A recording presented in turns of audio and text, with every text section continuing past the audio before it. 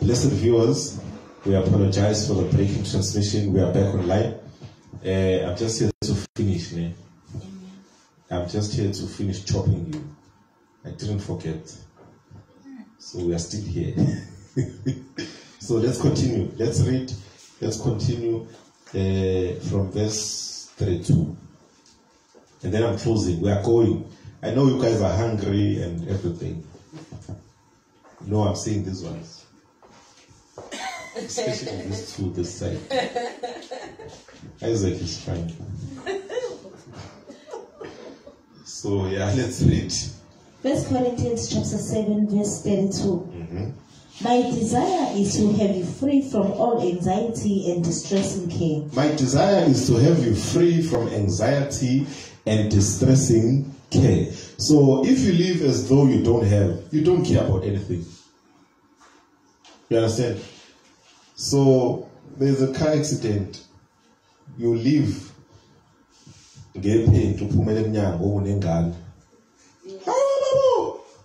Some we've seen them going to school because you live as though you have. You understand? But when you live as though you don't have, you put it all into Christ. Can you imagine when your child is in the hand of God? What can harm your child?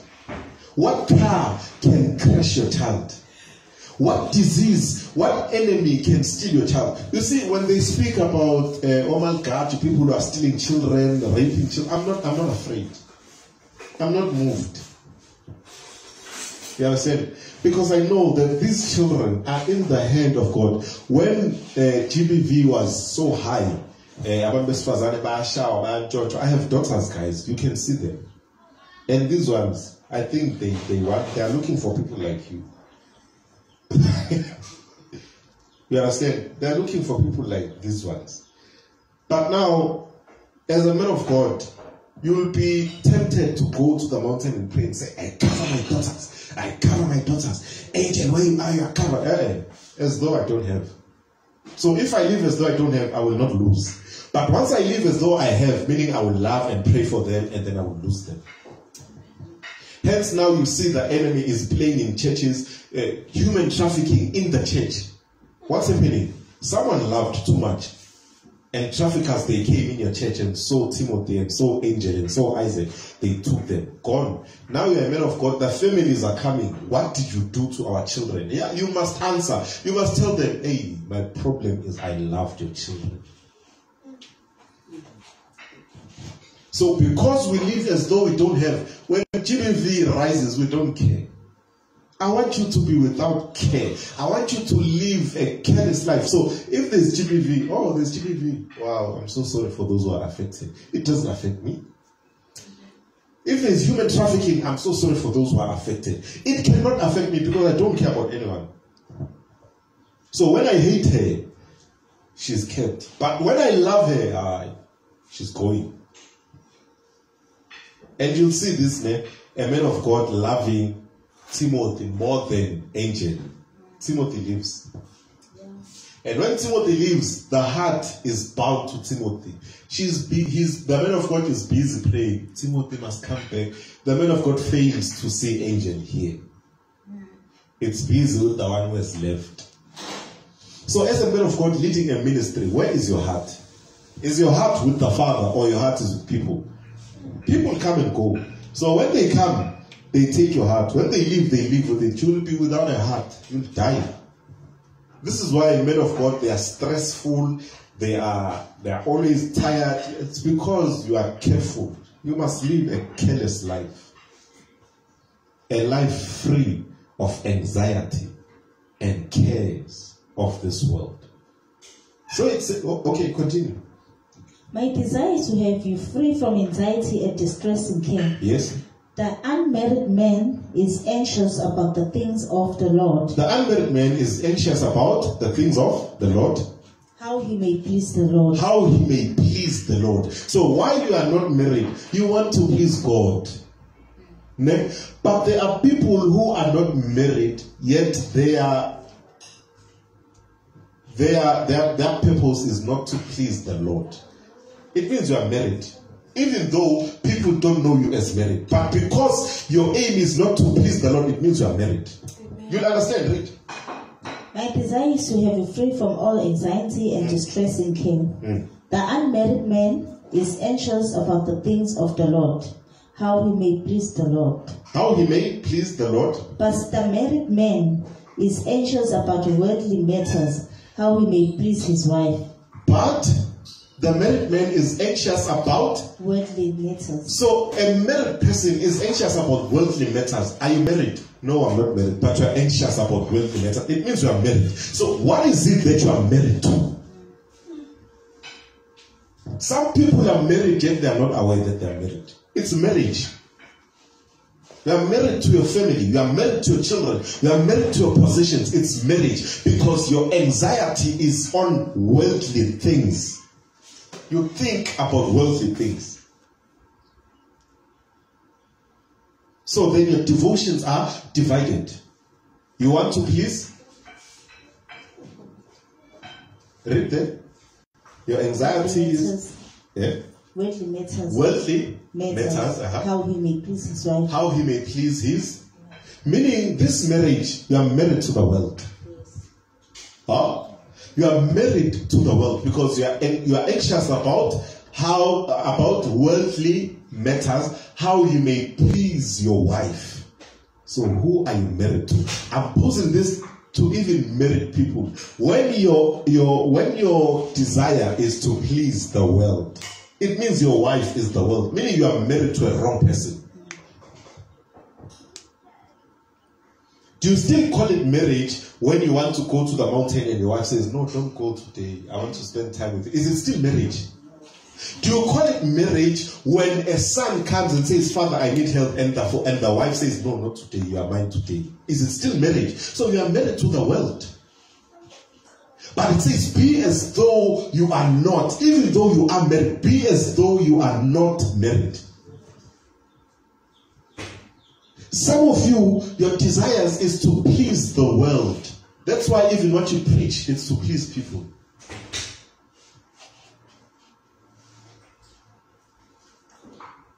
Now I'm going to crush everything that you were taught, everything that you believe in. Some people believe in peace, and that peace, it means they must reject God. That peace is nonsense. It's rubbish.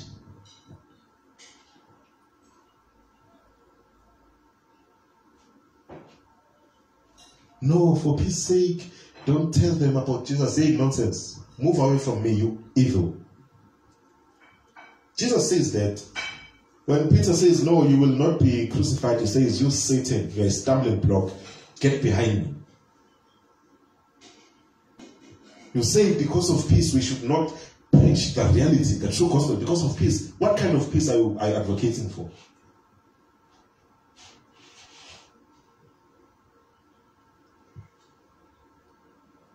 No, you must love them to maintain peace. Hey, they must come, I must tell them that I hate you. When they ask why, I'll tell them, you are not part of my family. If we are going to establish families, let us establish them in reality, not fake. We are a family here. When God comes to fetch his church, you are excluded. Was it really family? It's not family.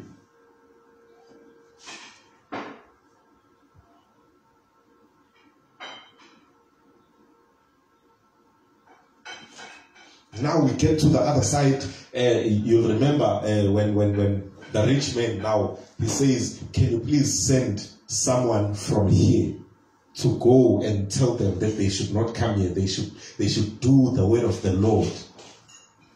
You call it family. He says, go and warn them not to come here. So if they are warned and they don't go there, are they family? But he's still worried about his brothers. Is it really his brothers?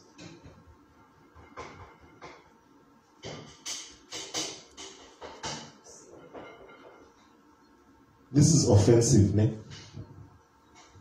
When Jesus preached, they even said, who can accept this teaching? This is a hard teaching.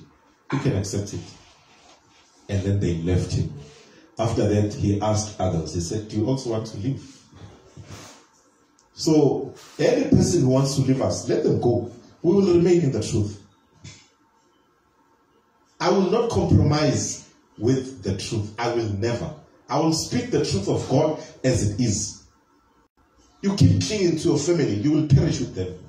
While you are having a father who is a man of God, who is a true man of God, you can still perish and go to hell together with your family.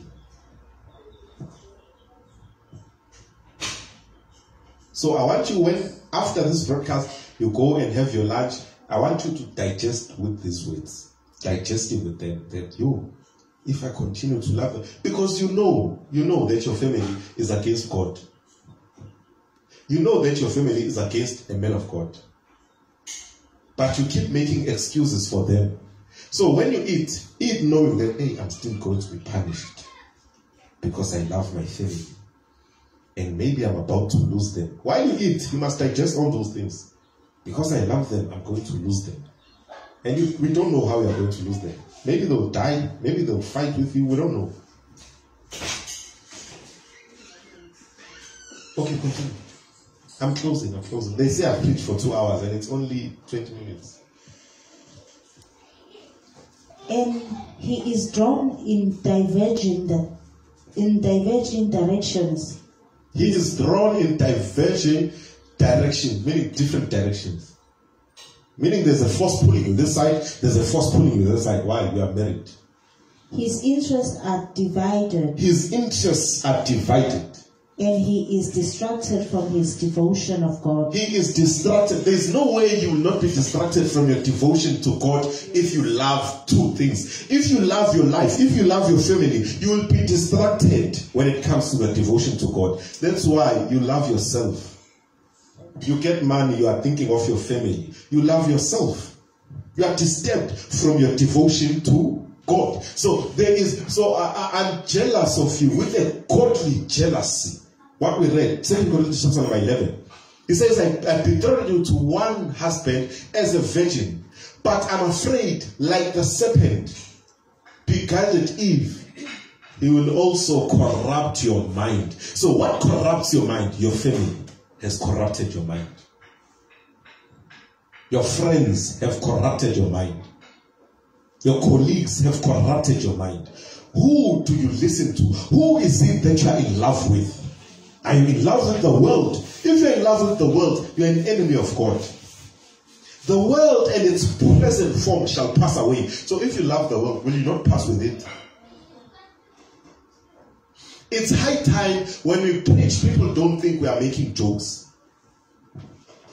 It's not a joke, it's not a message of the moment, it's the message for the lifetime. We will still invoke this message in 30 years to come when we are celebrating 30 years of Messiah Universal Ministries. We will still play these messages because they don't expire. The Holy Spirit continues to speak. So the reason why my father will still play a message he preached in 2004, it doesn't expire. So don't think that we are preaching today because of certain reasons. Then next year this message will have expired and you can still go love your family. It will be still the same thing. You love them. You are setting yourself for distraction.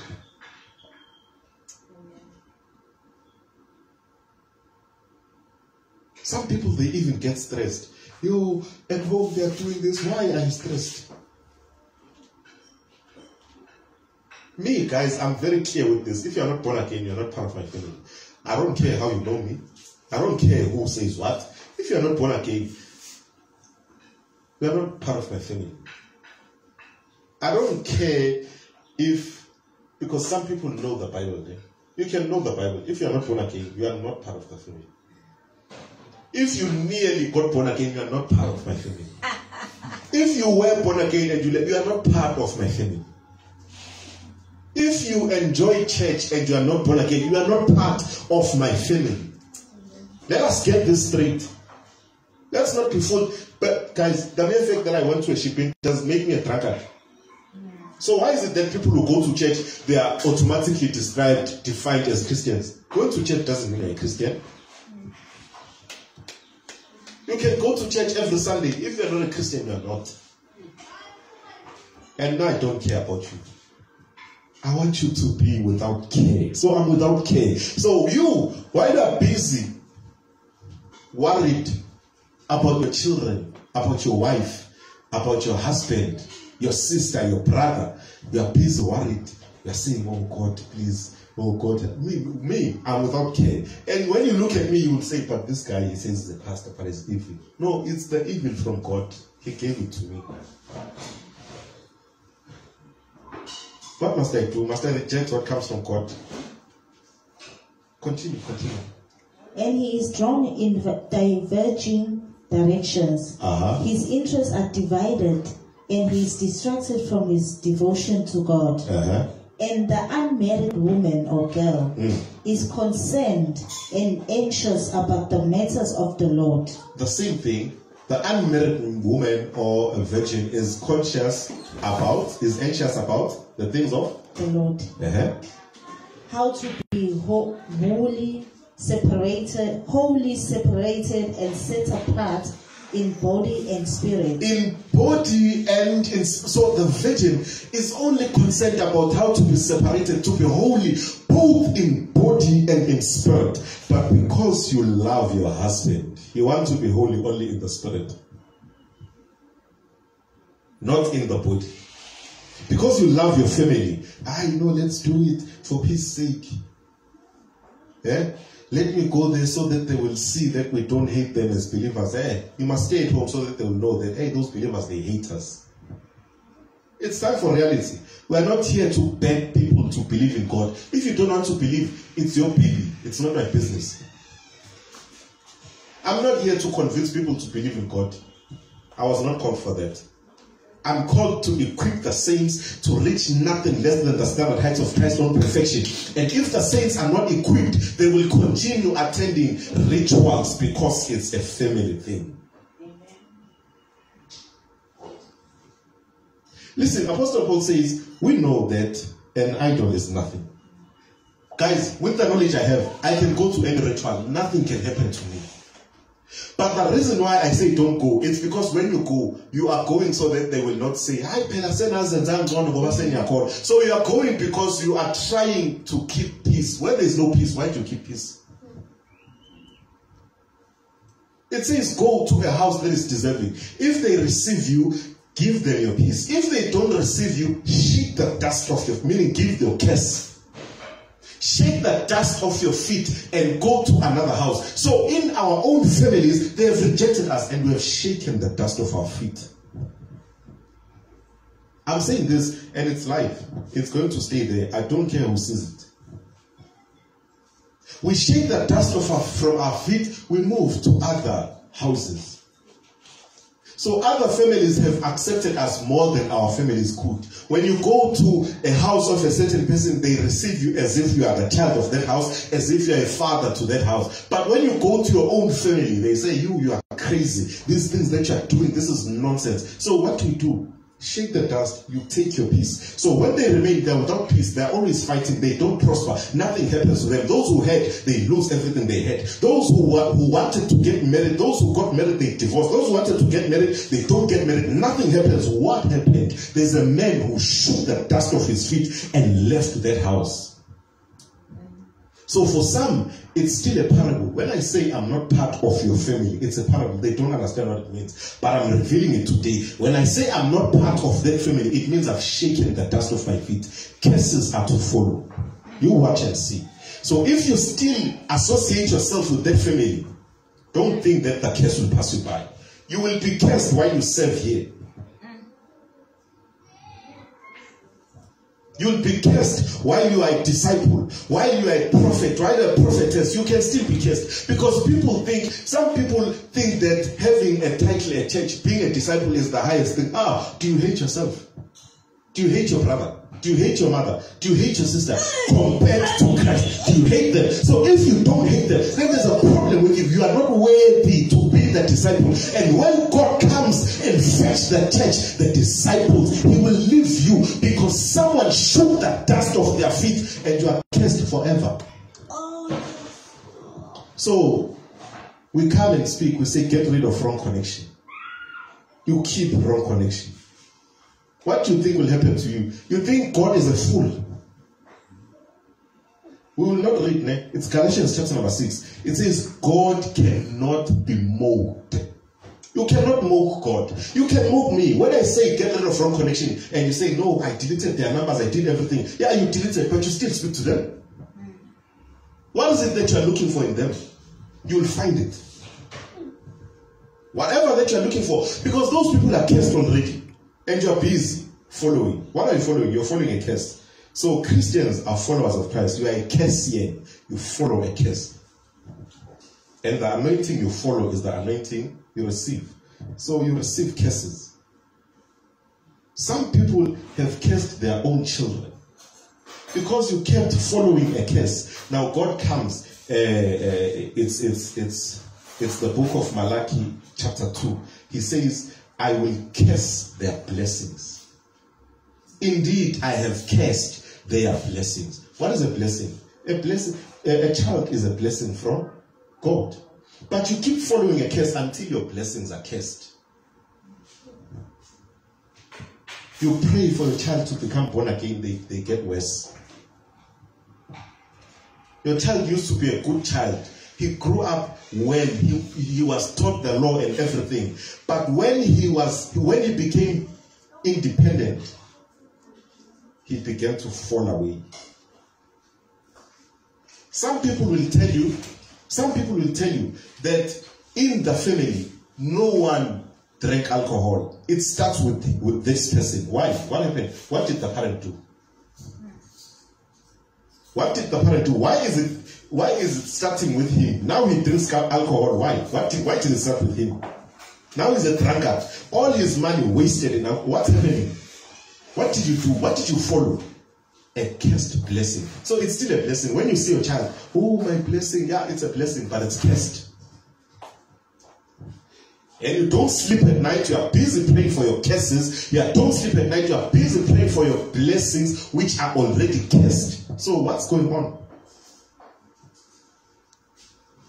Problem is, we teach and you think we are joking with you.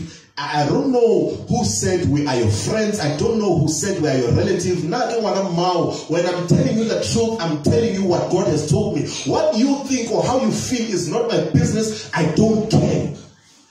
So Apostle Paul says, I want you to be without care. I'm without care. I don't care about that. If it's wrong, it's wrong.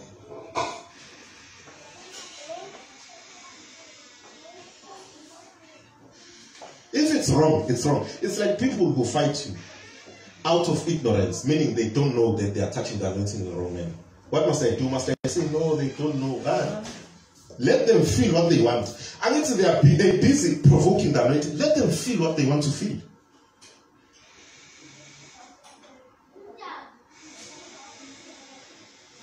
You can't touch the anointing in the wrong manner. And then we say, no, they don't know. So when they don't know, what must happen? And these things, you anointed people, you do it. Because it's a person in your family, you say, Father, please forgive them. But if it's Mrs. touching the anointing in the wrong manner, you say, Father, I commit them to you. Fake anointing. And I'm not going to allow anyone to cause my anointing to be fake. Whoever touches, let them see God. So even the wife of David, when she touched the anointing in the wrong manner, there are consequences. Whether you're a wife, husband, mother, father, once you touch, you'll feel it. Guys, you can't touch fire, and simply because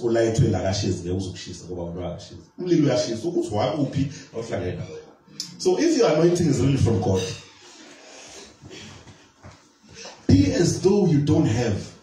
This is the wisdom I'm giving you today. Be as though you don't have. Someone is saying, you are fighting today. I'm not fighting. I'm giving you the reality. And this is it, the truth. It's like peri-peri. You want it, but it's hard to swallow.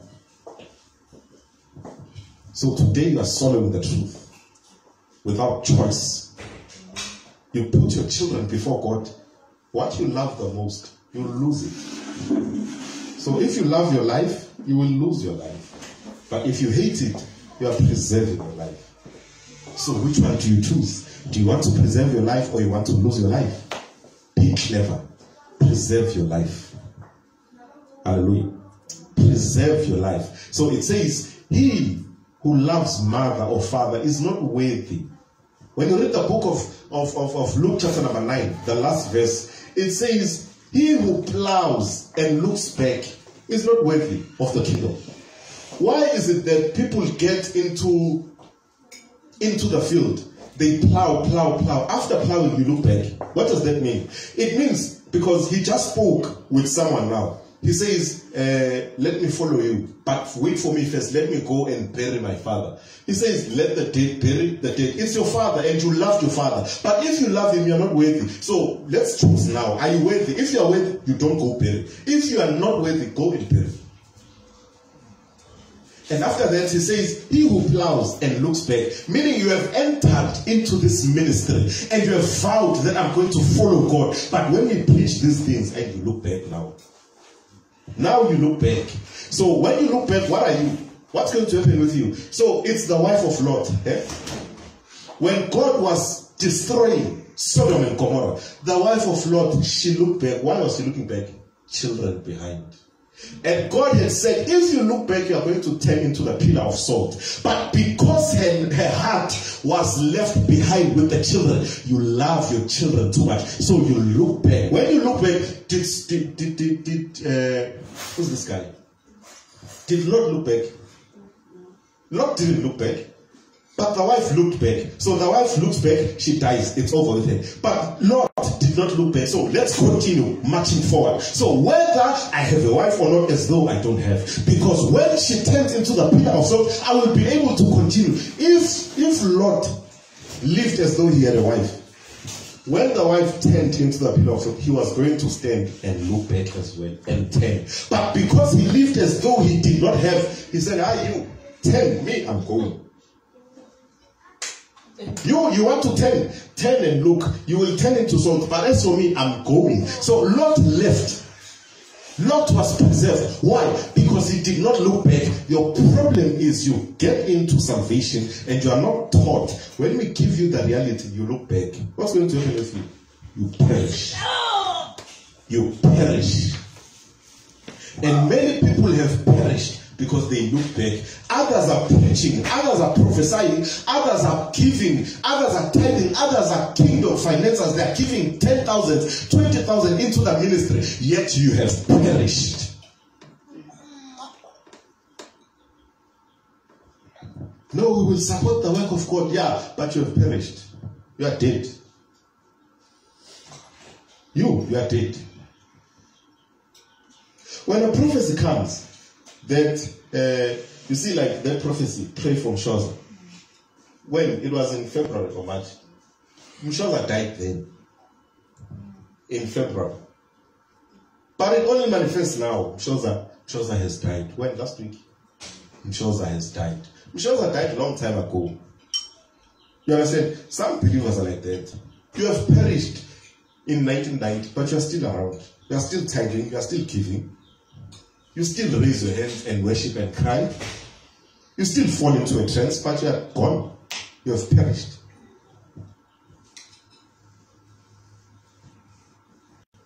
So Jesus now comes. He says, if you say, I cast out demons by Beelzebub, then through whom does your sons cast the demons with? So he says, your sons will condemn you at the day of judgment. So I've spoken now. These words will condemn you at the day of judgment. Because God will ask, your problem was you loved your brother too much. No, but Apostle Joshua said 1, 2, 3 on the 29th of November 2020. You didn't listen. And then you will say, Father, you have judged correctly. Let me go to hell.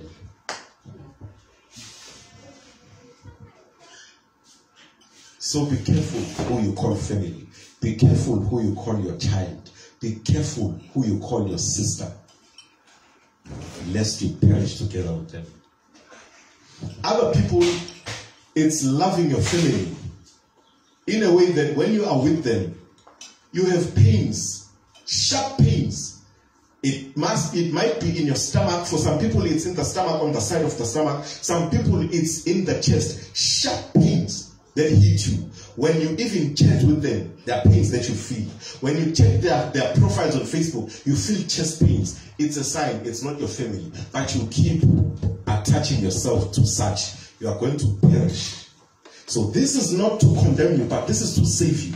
I'm speaking now to some people. It happens with you, especially when you go to Facebook, you go to their walls, you go to their profiles, you would feel a pain in your chest.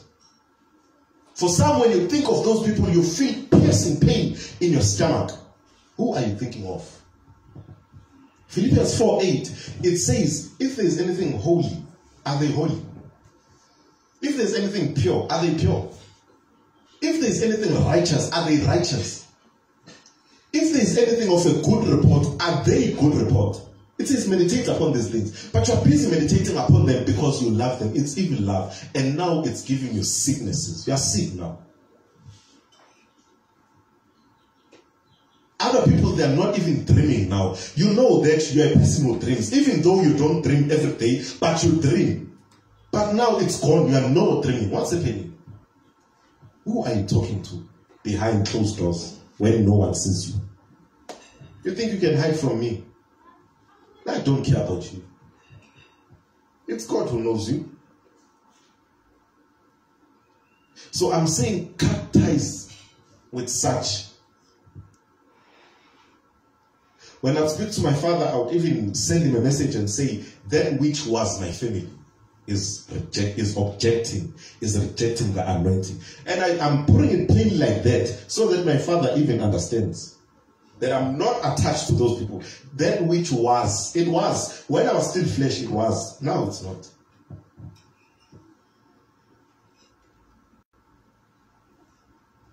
So it's the word of the Lord that locates you right now. All those who are going through such, send your testimonies. It's the word of the Lord that sets you free right now. The word of the Lord comes under that roof to give you life, to cause you to prosper.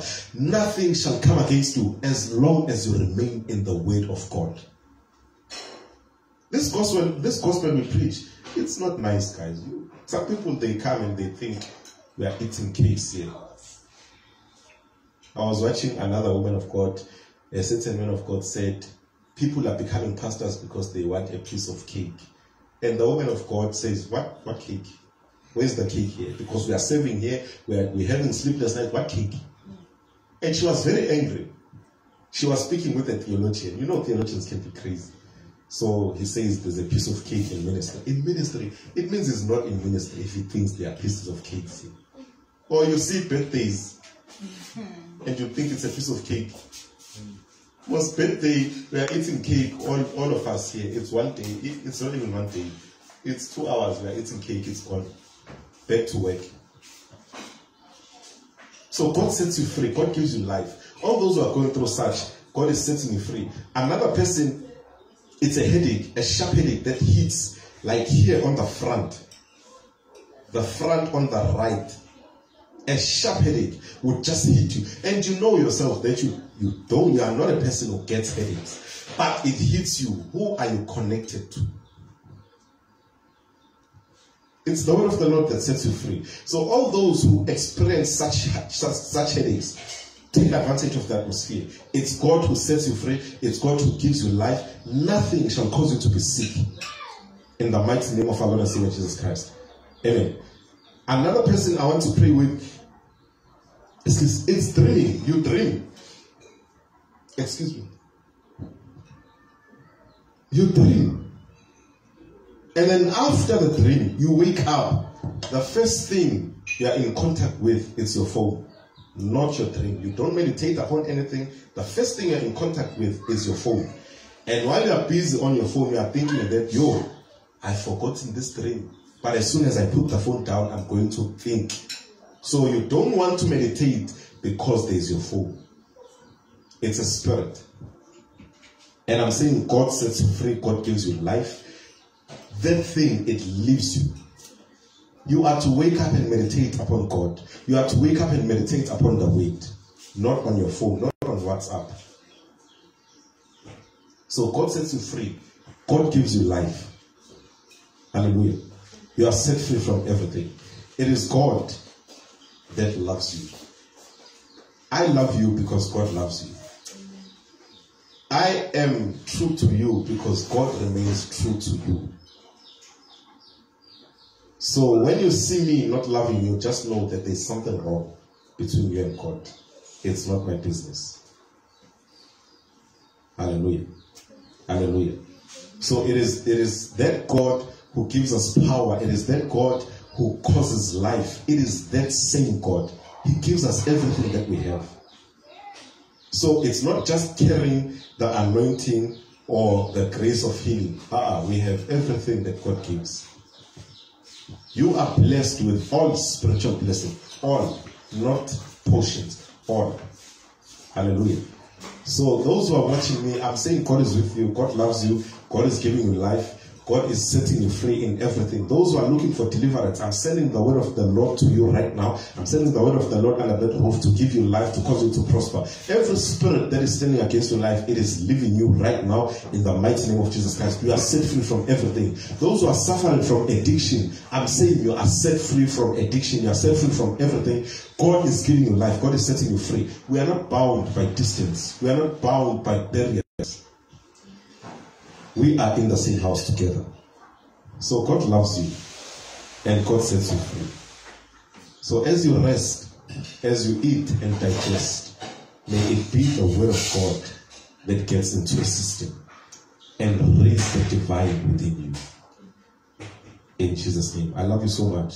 I love you. Mwah, mwah, mwah. To God be the glory.